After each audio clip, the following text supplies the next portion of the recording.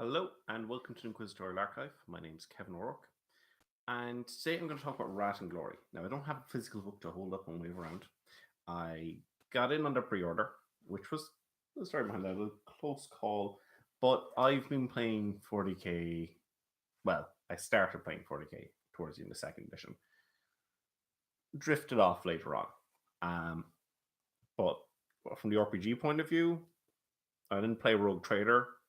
It was a little bit ahead of me, but yeah, I played Inquisitor. I've played all the 40k RPGs, and yeah, no, Inquisitor, Rat and Glory.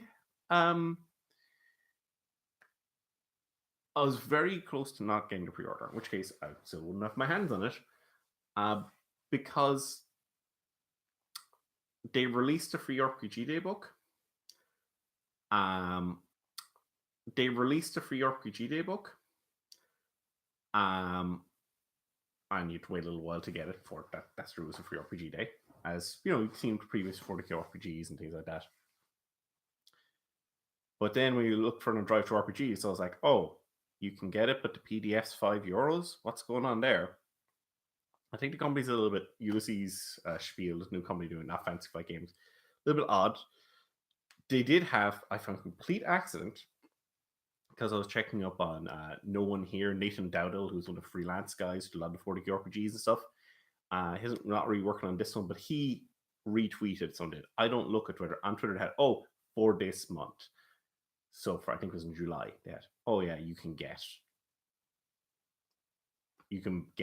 download the book from Drive to RPG for free. They didn't advertise this on their site. Didn't do that. So I was very close to it, and I was going, they had like a pre-order, was like, I'm not pre-ordering this until I've, basically seen something.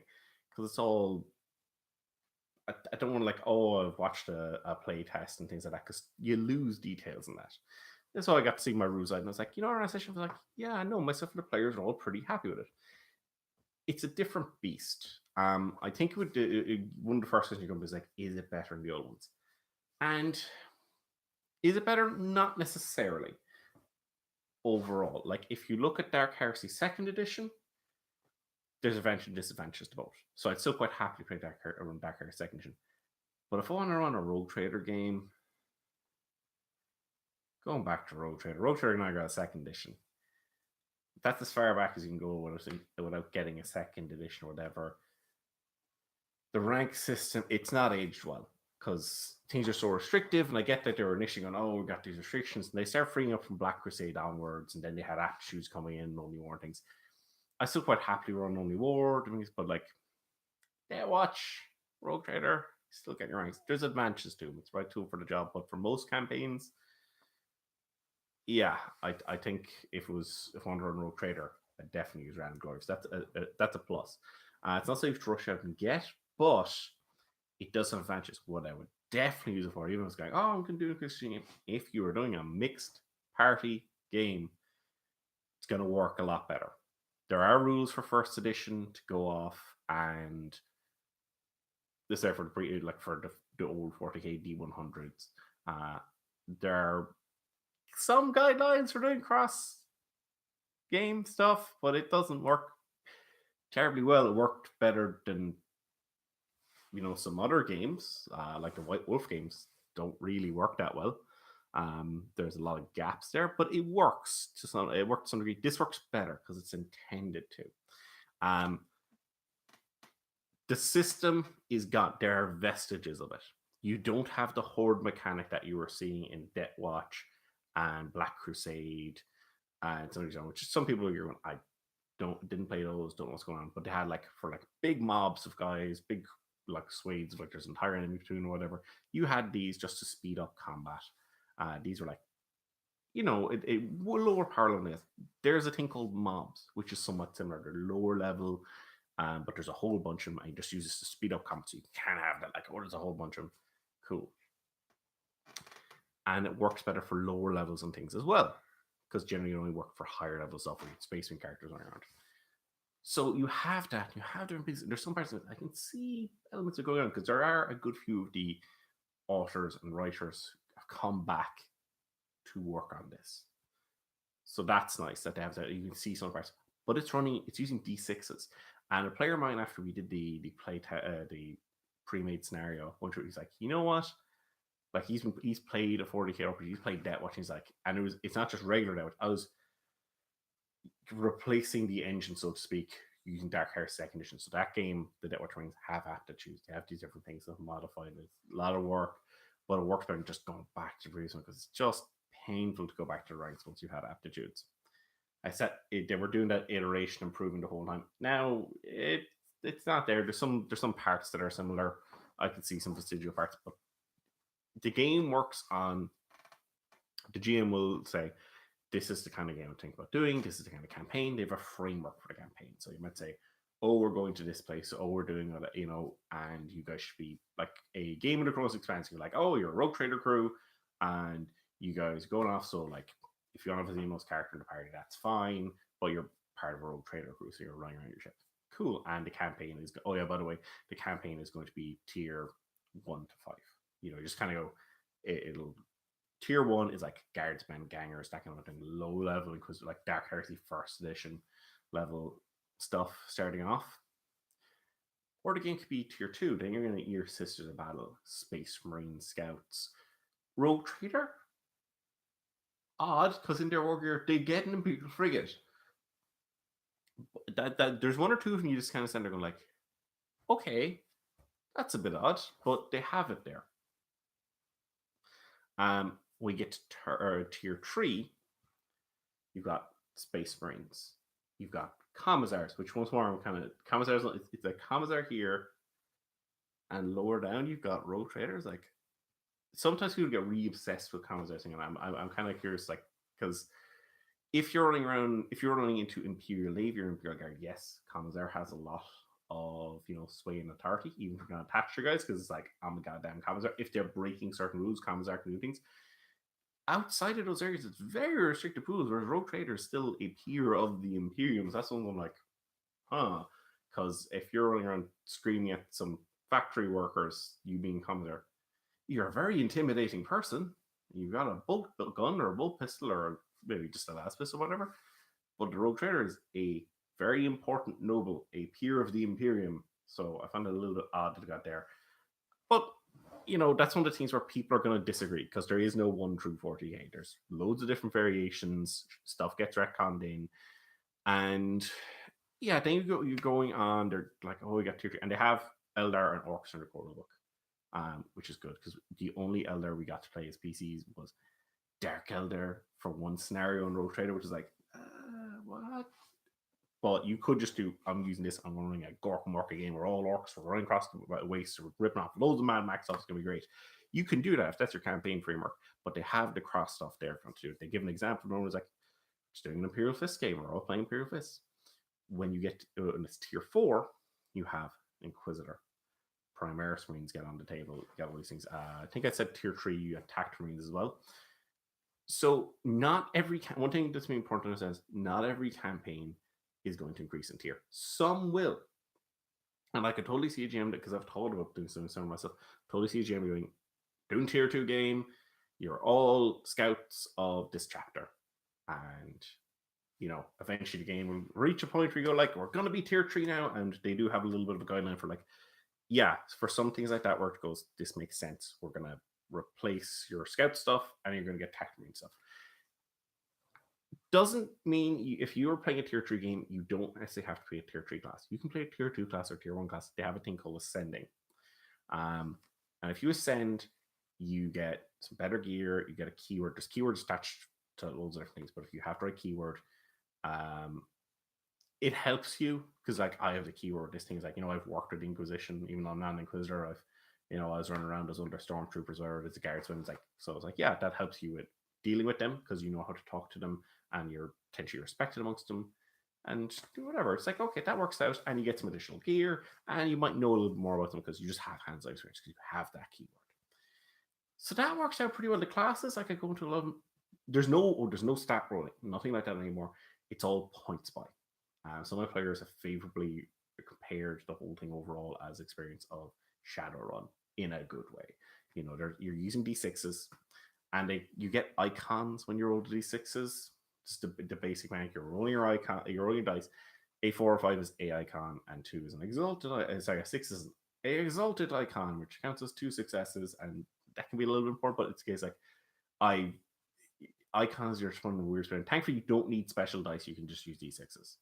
Because I've seen a slew of games that are going like, oh, you need special dice. Like, no, it can be a little bit annoying. But now you're like, I can get these, and I did do the pre-order, so I can getting those dice, which is nice. But it's like, yeah, I can just use these.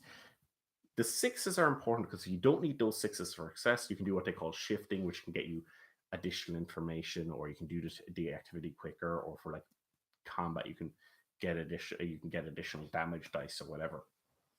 So that's pretty cool. The tier of your campaign also limits how much you have in your dice, like how many bonus dice, what cap on stats people have, that kind of a type thing. So you're not skewing things too much. But you're rolling your d6s, you'll get a pool, like it'll be your stat plus your skill. You roll that many dice. 4s and 5s are success. 6s is 2 successes or an exalted icon if you don't need those successes, so you can get things done more efficiently, do whatever. You're also rolling another d6, which will be of a different color. And if you get a 1, there's a complication. So you pitch your GM, oh, I was doing tactile, maybe my gun's jammed, and I'm going to spend next turn on jamming it or whatever. The GM like, oh, yeah, that works. Or it might be a case of maybe I've messed up in this way, or, so you can pitch your GM, this is a complication. 2, you can hash it out together. If you can't come to an agreement, which I think they say, because James got a lot going on, you just pitch it. This is the thing, but James like, oh, you slightly off the side, unless your character's like really odd that actually matters. Like, no, that doesn't seem significant enough. Jim go like, no, I don't think that complication is going to work. It's not significant enough or whatever. The GM turns around and goes, okay, I'm going to take a point of rune for that. And it's a resource the GM has. If you roll a 6, you get a point of rat. And rat is very important because rat you can use to reroll failed dice. To do other various things you can do. Like, so if you fail, I dice, you got a fail check, you boom, reroll it. It's not just reroll the whole thing, it's reroll the failed one. So very nice, very fun. And you're getting used to the game.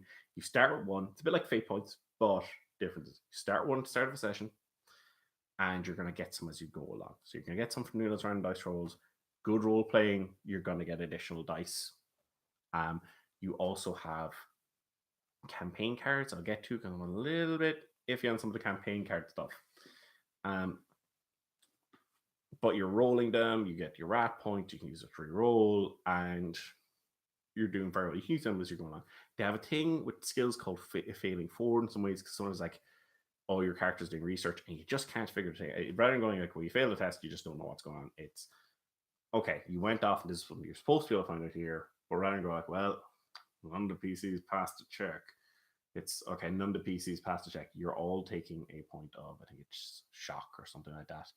And it's basically, yeah, your guys are worn, you're tired because you've been doing this, you've had to go off, so either you want to go take a rest for the night to get rid of it or whatever, or you press ahead, you're just tired and worn because it just wasn't clicking. You just had to keep, nobody went, oh, of course, I've pieced it together after a short time. It's, no, we literally had to go through all of those books to figure out what was going on. It's it's like, okay, that's cool. That means you can keep things going because you need to have some kind of a consequence for people failing. Obviously, it's not a case like, I want to do this roll. It was like, I want to check this library for information. It's like, there's no information in that library, And one thing you can spend around points or which is a little bit like more, it's like, you can make a narrative declaration, like a minor narrative declaration, which is like a little more guidance on, but it's like, you can spend a point. They had a played a game. They showed and record a game, and the players was like, oh, I want to, they were like, oh, that character's my sister. Like, my sister, they're not actually their like sister, but James like, oh, do you want to spend a rat point so they're actually your sister? I'm like, for me as a GM, that's one of those things like, but that NPC and potentially some of the PCs would have known, and this leads into something more later on, that was the sister. That would have informed how that NPC was doing things. So suddenly things shifting, I can find a little bit jarring. I'm not too sure about that side. But like minor stuff, you can do it. And I know some GMs who hate that kind of thing because this is the way things are. Suddenly just it's changed. It's like if a GM's doing that stuff randomly, players are going to call bullshit. But now people have a resource and go, "Oh, I'm just doing it." But there's two edges to that because the GM can use his rune to activate special abilities at the bad guys and stuff. So the players doing stuff, you can get different things. It works out pretty well. You're doing points by for all your building your character. Depending on the tier of the campaign, you get a certain amount of points. So your race is going to cost you, unless you're human, like a default normal human, not space marine. Unless you're human, your race is going to cost you a certain number of points. Human is 0. Your archetype, which they have a bunch of ones for regular humans. They have Scout, Tactical Marine, and Purpose Marine for if you're Marine. And then they have like Corsair, Ranger, or Warlock if you're an Eldar. If you're a Orc, you have Orc Boy, Commando, or Nob. So depends on the scope of your campaign you're doing, but all these cost more points. If you're sending to a higher level, then you choose either they have kind of a package where it's a generic one where you've worked with a particular organization, you get bonuses, you get gear and stuff, and they have one where like your character's now a Psyker. Now they have a Psyker class there for like human stuff, and they have the Warlock for Eldar.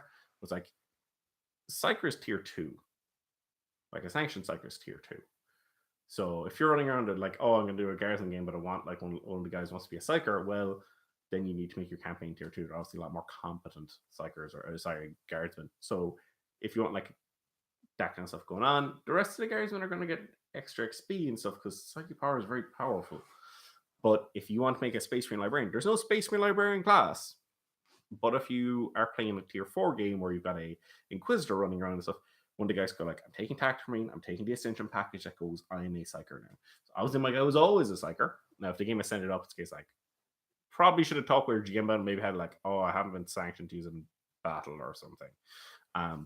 But if you're starting the game, then going, yeah, Tactical Marine, putting on this Ascension package, cool, I'm a Psyker. Good. You're a Librarian, your armor is blue, go nuts.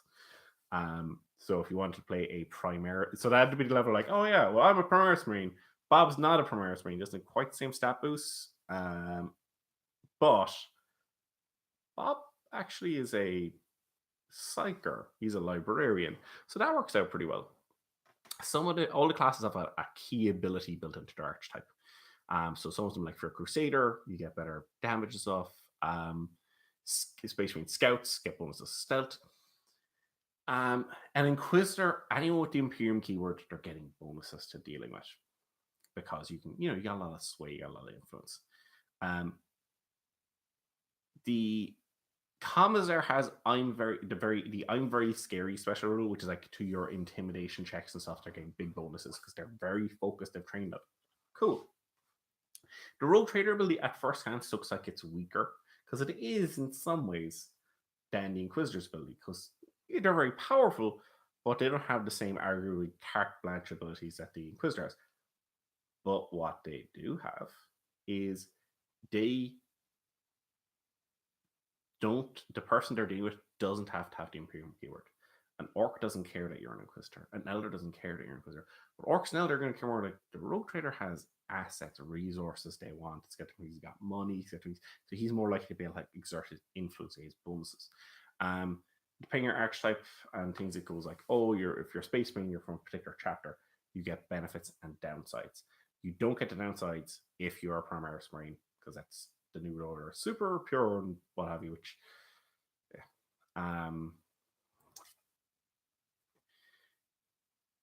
the base mechanics, you're not going to end up with running around 2 main talents. You might have 1 or 2, but they're significant.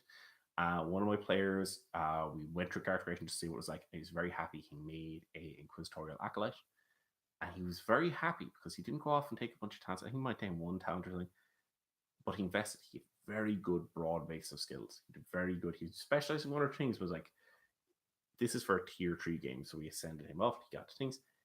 Very, he's like, guy's competent. He's really good stuff because he's running around with Space Marines. He's running around with his sister battler in there as well. So you got a broad base. Because he is a member of the Inquisition, like not an Inquisitor, but he's a member of the Inquisition. You can choose from any of the 3 major ordos, which give you special abilities, or you choose no or a minor ordo, because there's also the minor ordos for the Inquisition. So he had to choose, and he actually ended up going, I'm going to go minor ordo. Maybe an Inquisitor I'm attached to. Maybe he's not a member of it. He just goes and he deals with problem to problem. He doesn't like, getting caught up in all the political chicanery. Um, so generally, the mechanics of the system, I suppose, the best way to sum up is it's a lot smoother. The crit tables for the game RPGs were always great. We're like, oh yeah, because it's got all these results. But the thing is, they take time because depending on the type of damage you're taking, was it energy, rending, impact, or explosive? That's your 4. Oh, there's one for your arms, one's for your legs, one's for your head, one for your torso. So that's 16 tables. Oh, there's 10 results on each table. That's 160 results. I'm not memorizing 160 results. So you're constantly going rulebook. And although they're very cool results, I'll list them, it did slow things down. A lot of the stuff that's going to slow things down has been taken out, smoothed off, but you can see a lot of stuff there. So it works out. I'm pretty happy with that. I'm pretty happy with the way things work out. There are some downsides. I mentioned campaign cards, and some of the stuff with campaign cards, I'm not sure about. Because I looked at some, a lot of them are great, and you're supposed to like all the pieces. You can roll on a table. Or it's for specific campaigns these are made. So if I'm doing a homebrew campaign, I'm just going to include some of these cards, or just make up my own or whatever. But if you're doing the campaign that they've got out at the moment, which is kind of a mini campaign or whatever, they have a set of cards. It's like, okay, these are very cool. We've got like ones like more DACA, where it's like you have things that, you don't keep track of individual ammo. You have like 2 or 3 reloads, I think, for the session, and you can spend them as part of using special abilities, or you can go, I'm going to spend them to get extra dice because I'm reshooting. Or as long as you have 1 reload, you're good. You don't have to worry about running out of ammo. So that's cool. So this ability lets you go, you can use, to get the benefit of using an ammo thing without using up the ammo, or you can replenish the ammo, and they might give you glory or rat points, and sometimes might give the GM rune. It's like, okay, there's a bunch of cool stuff. So that can work out really well. And then there's a few of these I'm kind of looking at going like, because these are only on a card. There's like 1 or 2 lines to these. There's a little bit of flavor and stuff, and there's a cool picture, and then there's the mechanics, and I'm like, these mechanics are super open-ended, and some of the problems I find sometimes as a GM is looking at the mechanics that are open-ended, because I end up feeling, am I giving the player probably a bit much, which ain't good, or am I screwing the player over and not giving them enough? So I like a little bit more guidance on a ballpark there. I want something I was like, some of these are very broad. I'll give you examples. One of the ones that comes to mind is Forbidden Knowledge. You pick a mystery or a person, you play this card, and you understand it. You know what's going, you know everything about it. Like, wait, what? Now you have to make a corruption test to avoid getting corruption, which is fine. But at certain points in the campaign, if you just kind of turn around, like, you could be playing a long-running campaign, and you're up against the Chaos Warlord such and such. You've just barely heard of him, and one of the players just happens to draw this card for the session. Plays it. What's he up? Basically, I want to know everything about him now. Am I? And in some ways, I'd be happier to go like, dude, here's his stat block. You have a minute. Look at it. Going on. Like, I could live with that, because that would give the player loads of useful information. Maybe it means that. Or I can end up players giving out to me like, yeah, but what's he doing? I need to know everything about him. So his current ploy is you're an entire campaign, the mystery to build up to it, because you want to build up to it. You want your foreshadowing. He's like, oh no, a player got this card, he played it, oh, he knows. So you're playing the Harlock Legacy. Play the card. I know it. Harlock. I know everything about him. Tell me. Oh, that's anticlimactic. That's not necessarily fun. And you might not know what you've just asked the GM. And the thing is, does the GM just say no? Because that's not what the card says. That's not cool. So I think I'm going to take that card out, because there's plenty of other cool, good cards, but that kind of card can just completely undermine the campaign. And it's one of those things where, like, there's some cards like, boom, play this, and a bunch of bad guys show up. The players all get rat points, and you're like, okay, but Bob chose for a bunch of bad guys to show up out of character. Now you guys need to deal with it, but you're all getting this bonus. Cool, no problem. One of the other ones like, I am Alfarius. Once more, very open ended. What it does, you go, because I remember seeing they play this place. And I said, what the fuck is this? Choose a character. They're not who they seem to be. Does the player get to choose who they really are, or is this case like that person is not who they seem to be? And this is one of those things where it can get like really jarring the more I can dig into it, because you're dealing with the NPC Inquisitor. I can see people trying to weaponize this, effectively going, because like you probably shouldn't be playing with the kind of people who are going to use this to really just fuck with you as a GM anyway. But so you're I'm going to play this. It's like, oh, you're dealing with the NPC Inquisitor, and he's like, he's a rival Inquisitor. You're dealing with him. He's like, I play this. He is not who he seems to be, and you're standing there going like, okay, first, now they're not who they seem to be. Regardless who they are, maybe they're a Caldus assassin, or they're actually demonically possessed, or all these various things. But I can see them like, oh fuck, I really shouldn't have said it to this person. Like, let's say like, boom, they're not who it seems to be, which will almost didn't probably end up in a fight. But you just have to deal with it. It's just a case like, deal with it, GM. It's like, okay. And sometimes you send there go like, the Inquisitors kept a very tight, control over this. They're very, paranoid. They've got a lot of very tight controls. This is the kind of thing they do. And, they keep very tight. So they haven't told any of the PCs yet, but now they're telling them. And, oh, they're not the Inquisitor. So that Inquisitor's plans were, somebody already got an awful lot of details. I can't roleplay because I didn't know, because nobody knew that the Inquisitor wasn't this first separate person who's looking at her like, hee hee hee. And the person's like, my character is an expert at dealing with moles. He's expert at digging out, enemies. He's expert at spotting liars and things. How annoying is it if you're playing that guy who's like, my guy's really fucking good at this, and you're like, that guy was completely not the right person. It didn't matter what background check I did. It didn't matter what role skills I did. It didn't matter what I did. I can't blame the GM because they didn't screw me over, because the GM fucking thought that was the right person. That's one of those things like, and it sometimes it might have no big deal, and then other times it could have a really huge deal. And then here's another one, because I'm focusing on because I'm looking somebody's going like a bit more guidance, and as well, what are you thinking? You imagine your Chaos Warband, you're doing, or you're dealing with someone who's, they're not hostile, but they're not too friendly with you, and you're having some kind of an argument or negotiation, and you're talking with their head guy, and one of the players goes, I'm playing this guy, and he's called him passion speech or something. You're like, I blah blah. You make your big speech, and he's like, I played my card, I made my speech. They're swayed, and they believe me. And if you play it on the right person, it's like, well, I don't have any of the social skills, but I played the card. I haven't convinced any of these other guys. But all of his interrogators, all of his throne agents, all of his acolytes, they're not necessarily swayed. I'd actually have to make a skill roll. But I have convinced the Inquisitor. We are right. So, yeah, it's just one of those things like, if taken in certain circumstances, like, the rival Inquisitor or the enemy warlord is escaping on his ship, and he's like got a comms message going like, ha ha ha. Now I'm gonna, because you're building up, it's like, oh, he got away, but we foiled some things. Are like, oh, I'll get you next time. Maybe the PC foil him, but he's actually gonna win. He's kind of like, I'm gonna get you.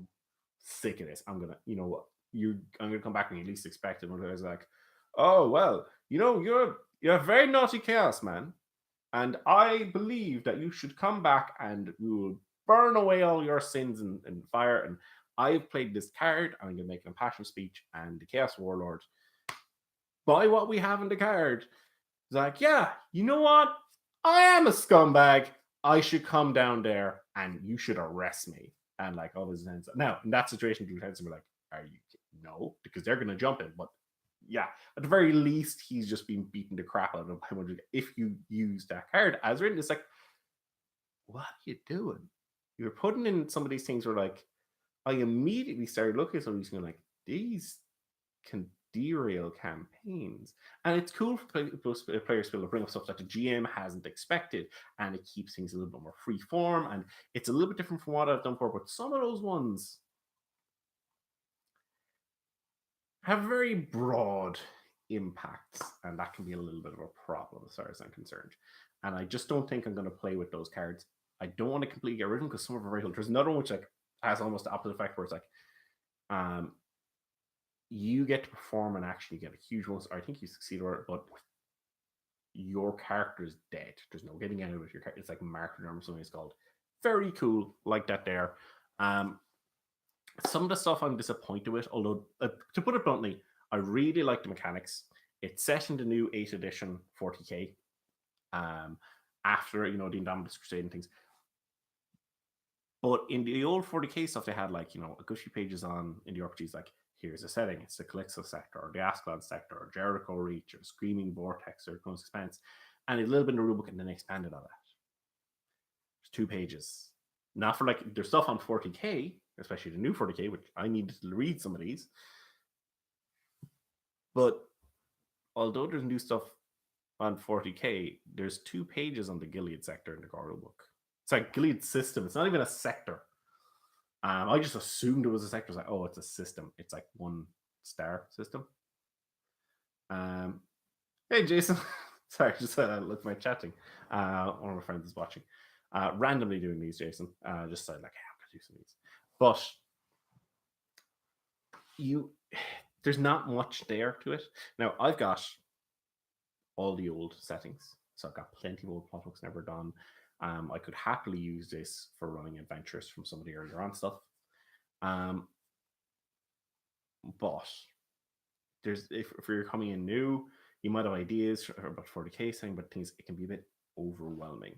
I think I would have appreciated it, or if they want to do it, but I think they don't want to go for like game assembly clicks the sector. They want to go with their campaign model, and their campaign model is interesting. It's a little bit like Paizo's adventure paths. I've heard some people comparing it to.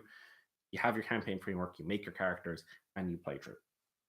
Now there's the Dark Tides initial one, which I've read through some of that. One thing that's a little bit disappointing is it starts off first adventures tier 1 to 2, second adventures tier 2 to 3, and it goes along like this. I'm like, I don't want to do an adventure and then tier everybody up. It does give a little bit of advice on adjusting up and down the adventures, but I want to take a group and run through. So what I'm going to do is I'm going to adjust the first adventures. That's what I'm going to have to adjust. I'm going to adjust that to tier 3, and the party's going to go along as tier 3 until we get a good few adventures in, because they're all meant to be linked. Boom, now you guys tiered up to tier 4. Somebody's character died, or you're just not feeling with the character, you can bring in a new guy, and we get to stuff. So that's cool. But it's just one of those things, like it would be nice to have a little bit more of a sandbox you will go in. And not everybody liked the pre-made adventures, but some people liked, I still got Tomorrow's Expanse. It's got like, it's covered in like plot hooks. The new 40k, at least at Orly, you've got the Imperium Nihilist is the one where you really got your mixed bag parties. The crap side of 40k now, which is confusing why a lot more isn't dead. But then again, there could be like a good chunk of it has been eaten by trans, but nobody knows yet because things are so terrible. The warp travel and communications is a lot more difficult. But your excuse from an Imperium Nihilist campaign often is, why is the Space Marine and the Commissar and X, Y, or Z, why are they all working together? Because you're the only guy left in your combat squad, and you can't get back to your chapter homeworld because travel is so difficult.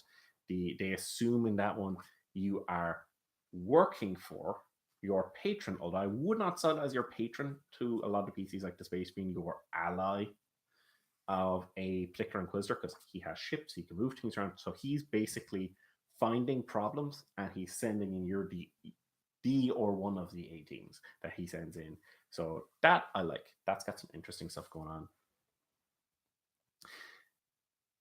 So yeah, and your tier brings into it. There's some bad guys like this guy is a, what do they call, adversaries, who's like a boss. You have adversary at this tier campaign. Once you get to higher tiers, yeah, they're no longer bosses. They're like lieutenants. They're like elites, or eventually might just be troops.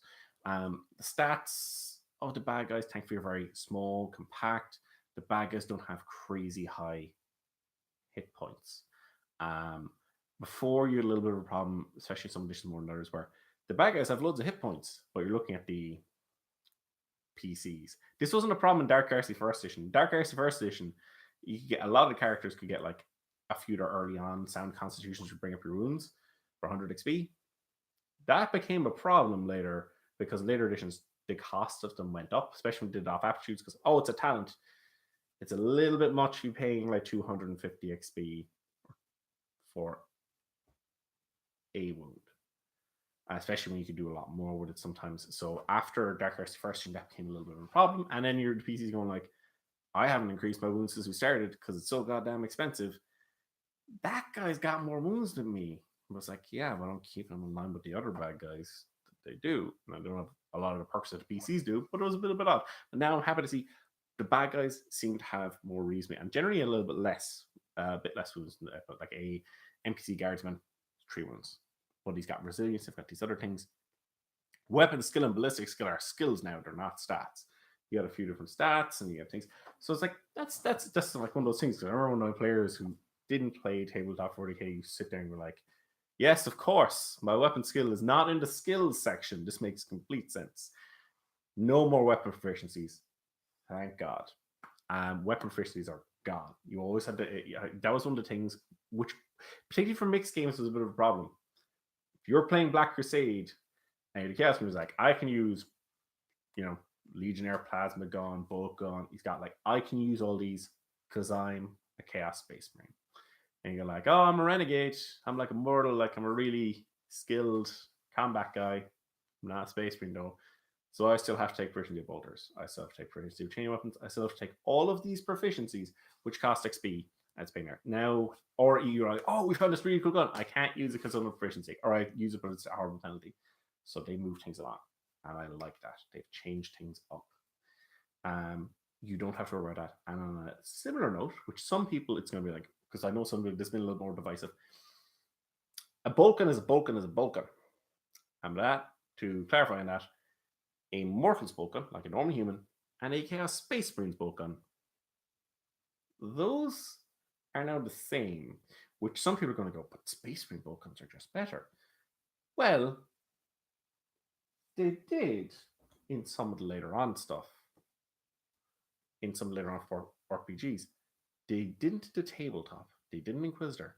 They had the same sets. Now they have different patterns of bolt guns, and the background they've had different benefits.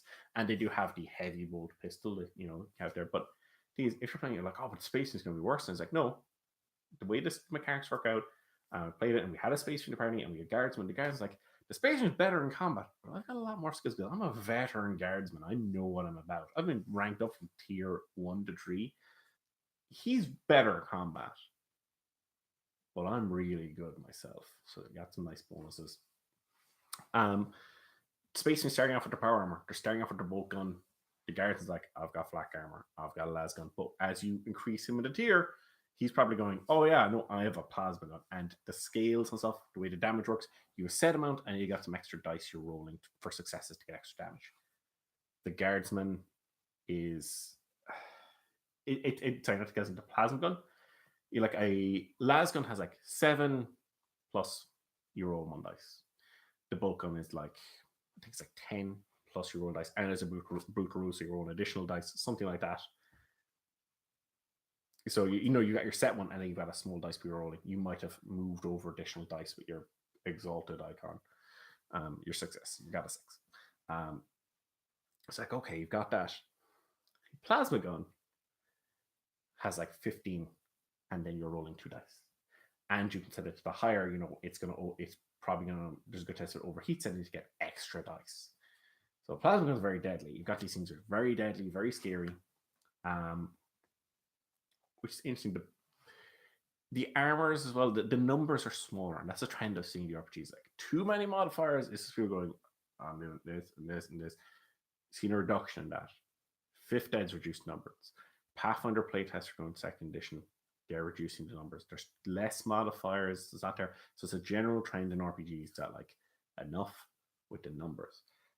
Flak armor is like 3 armor, and it works differently. There's not like different locations. They're basically smoothing off some of that stuff that just took time because like, oh, I hit and I got a 51 for my hit, so I reverse it. That's a 15, and that's an arm. Is it left arm, right arm? It's like I never remember if it's left or right. I got to check the chart now. That's slowing down combat. Now you don't have dodge because before it was like roll a hit, he rolls to dodge or parry. Roll my damage. Okay, he takes off his wounds, he takes off his armor, it's all scap pain. Now it's roll a hit, and I'm trying to beat his defense, trying to beat his armor. So it's like, I'll beat defense. Now he's taking off his armor. He's got his resilience score, which his armor increases. Boom. And then he's taking off wounds and things. That works out. That works out pretty well. You can make multiple attacks, but only get multiple targets. It's a balanced thing. But anyone can do this. It's not the days of swift attack and lightning attack where like I keep hitting with my sword. It's like, no. You can make multiple attacks. There's a talent that only Space Marines can get, which reduces the penalty, because the penalty is for every target past the first one you're making, it's +2 to the difficulty number. So if you go on attacking 3 guys, 3 targets, that is +4 to the difficulty. Space Marine reduces that penalty. +4 is significant, by the way. +4 is significant increase difficulty. But if you pull it off, you just like shot 3 guys. And if you're using a Vulcan or something, there's a strong chance, especially if you're like just mooks, they're gonna die. It's like boom, boom, boom, dead. So the Space Marine feels like, yeah, you are the combat guy. You're doing quite well. It works out. So yeah, the company Ulysses have taken over doing stuff. It's you got a lot of same guys are writing it. You got stuff coming over. I think did a good job. It looks like they're going to support it more. That was the initial impression I'm getting. I think they're still sorting through sending out the pre-orders. I haven't gotten my physical copy. You can buy the PDFs now, but they're sorting out sending out those pre-orders. I think it's coming out this month to me or something like that. And they're sorting out getting the initial run of stuff out. They're still resolving 1 or 2 scenarios because there was stuff I got in the pre-order they haven't sent me the PDF of because they're just tidying things up and they're putting the finishing touches. That's cool. But they were saying like, oh, it definitely gave the impression they're going to give more support. Because if you were playing the 40 RPGs come towards the end, there was like, in the last few years, Fantasy Flight Games, they weren't supporting it. I think one of the big debt nails, as far as I'm concerned, was they got the Star Wars license.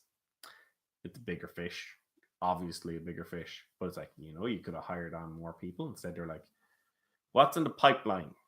Okay, put a minimum amount of people and they'll finish up what's there.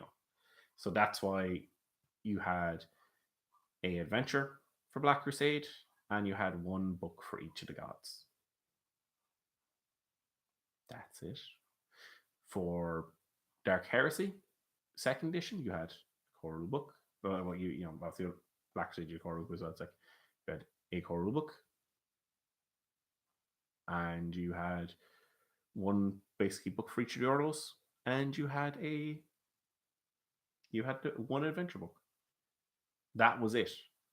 It was unfortunate that we got left, but now I'm hoping we'll get more. Even though one thing that I'm kind of looking at, I was kind of expecting by the time they were sending out the pre-orders for them to me, and maybe they've announced on their Twitter, because I'm not on Twitter. I'm not looking at that, but on their website, I'm looking to Rad and Glory's section every few days, and like, if they go to show us artwork, talk about like, the next adventure. I've heard that the next campaign they're going to do is going to be Eldar, which is going to be cool. Like, you're going to be Craft World Old Way or something like that, and you can play through. So that's going to be interesting. That's going to be different.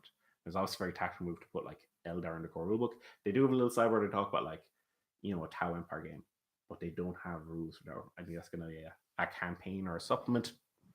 Now, as to how much rules are going to be in those campaigns, is a case like, oh, you want to play a Tau Empire game, you need to get this campaign, because that's going to have rules for Tau and Croton it.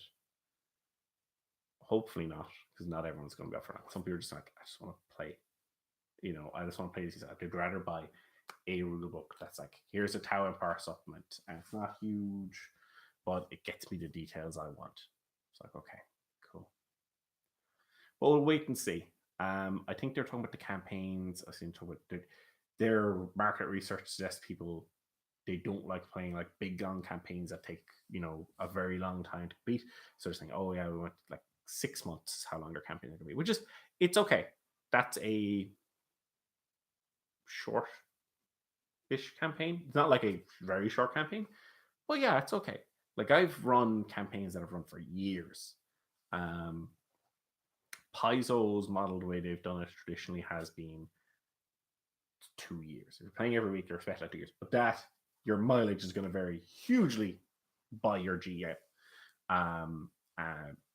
Because some groups are like, oh, we're going to role play on top of this. Like, that's cool.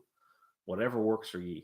But I like to keep things chugging along, and it's different GMs that are going to do different things, and it's not. There's no right way. There's different GMs go different ways. It's good to actually have a mix. I found, but I'm diverting away from 40k stuff. But like, one of the things I found a little bit weird in the scenarios, they had a scenario where, in as part of it, you're going into a big facility, and there's security guards, and this is with pre-made characters, and have like, well, I don't. The security guards, the staff in the facility didn't. They're very reluctant to cooperate with the characters, and this isn't just we're a bunch of undercover clone agents trying to find out whatever, or Inquisitorial trying to find out. It's like the sample characters included a commissar, an Inquisitorial agent of some level, which in one of the recorded games they said was an interrogator. Don't give her a rank on the character sheet. A space marine, a missionary, a sister of battle. They've got like all these like. These are not people you want to be idly messing with. Going, tell us like, excuse me, sir, you need to not. It's really dangerous. You need to stay here. Right? No, it's like, sir, you don't have permission to be in this. I was like, or like the security guard is going like, oh, I don't know about you. It's like, no, these are not hostile people. These are regular people in Imperium, and a commissar, a sister battle, a space marine, and a missionary go, shut the fuck up. I want to see your files. If you're just a generic factory worker or whatever, don't want to give away where it is. Like, it's like, yeah, they're going to cooperate. I do find, like as I alluded to, I do find the positioning of a commissar as a tier 3, because it's not just based on combat ability, it's also the political influence and clout they have a little bit much. Different people value how much a commissar is differently. They're very powerful within certain parameters in the Imperial Guard and the Imperial Navy. I actually ran a Rogue Trader game. One of the guys was a former, well, it wasn't former, he was still on the payroll as far as he's concerned, a commissar attached to Imperial Guard, and he wanted to come in his character. And I just was like, okay, fair enough.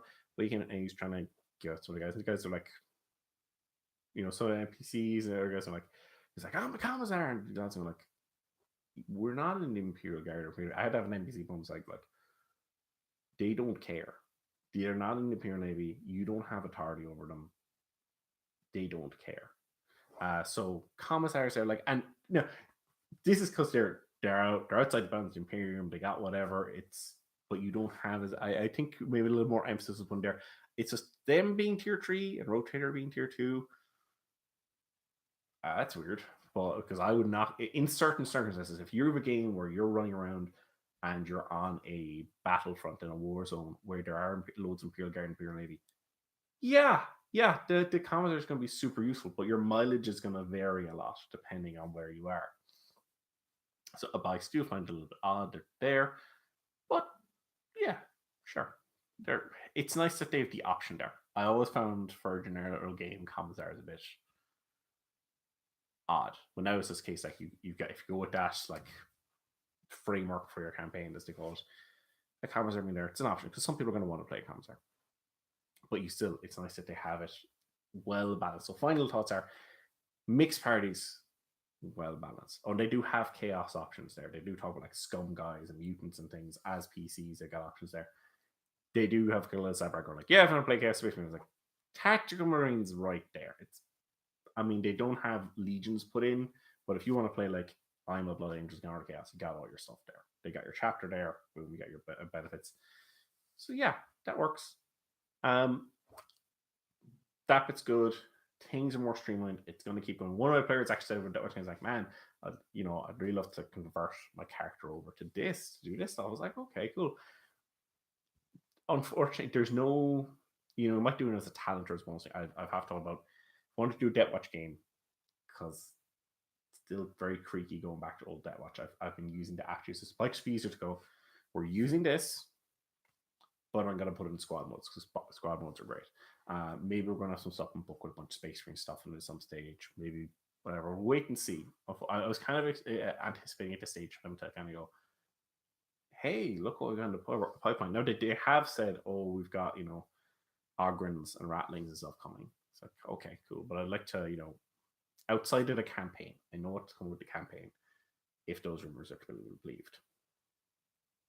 But outside of that, I hope they don't go off and meld everything with campaigns, because I still have no, I'm not, the system is good. I'm still making my mind up about campaigns. And I'd be really worried that they have all of the supplemental stuff spread out amongst the campaigns, because that would annoy me. It's like, oh, if I want new options for my players, what do I need to buy this campaign, even if I don't like the look of that campaign? I'm sure there'll be some extra stuff, but hopefully it won't be locked away there. You have to buy this bundle. It's like, no, I just want to buy my supplement that's out, under the chapter to have these Space Marine chapters. Maybe there's a little bit of adventure in the back like they used to do, whatever. But we still have to wait and see. But the base game, definitely worth the investment. If you're only planning on doing Dark Heresy, second edition, you've got that. You can still stick with your owns. They're all good. But it's very versatile, more compact, streamlined system. If you want to do Rogue Trader, well, you want a smoother experience. Definitely. If you want to mix party, definitely. But that's about it. It's tighter. It's more compact. And for particular games, it is just definitely, I wouldn't go back to doing like the old Rogue Trader or whatever and modifying it, getting a more update system. Started with only words and modifying through choose and Dark Heresy. But you're going between books, it gets messy. So this would definitely be preferable to me. But if you don't have the money, you don't have things like, don't worry about it. And especially if you're just going, oh, I'm just using Dark Heresy or Only War. Like if I was doing an All Garrison game, Only War would still be, might go with that instead, unless it's going particular odd ways. But it's a good foundation with a few parts on a little bit like a little more guidelines, a little bit less.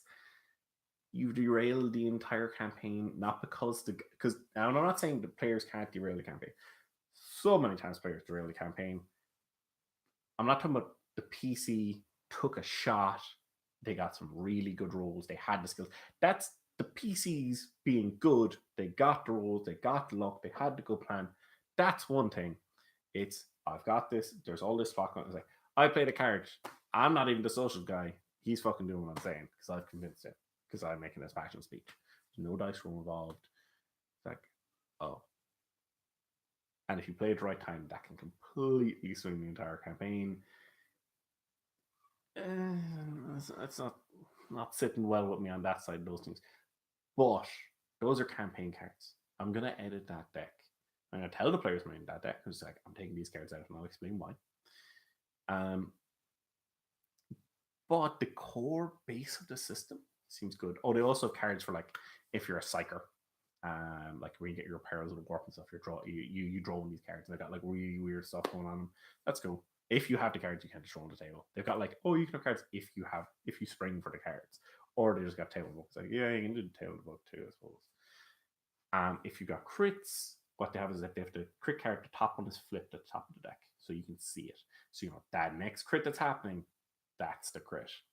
So if it's a really devastating crit, you're like, oh, I want to use it on that guy. I want to really, I want to mess up the boss down. That'd be great because he's a master sniper and doesn't blind him or whatever. It's like, oh, that'd be great. Or case like that one, just devastating sheer damage. In no way do one of us want to be hit by that. That will really mess us up. You can go, boom. I want to get rid of that. Don't want to deal with it. So yeah, you and they kind of wanted that there as a looming thing, which I kind of get. It's like, oh, don't want any of us to be that. Better for them to be that. And I could be like, that's not too bad. If I get a crit, I'll use it. But I'm not going to use my rat to reroll in hopes to get a crit and things. But good foundation. One or two curious design choices, but good foundation. Hopefully we built on. Looking at the pluses, I think USC Spiel are the initial first impressions I got. We're going to be getting more support than we had for a long time with Fantasy Flight games. And the thing is, even if you don't like the new stuff that's coming out, you don't have to use it. The core base game itself is good. If everything I see coming out later on isn't good, I've still got the core base game. I can use that for, my Rogue Trader games in the future, for whatever games.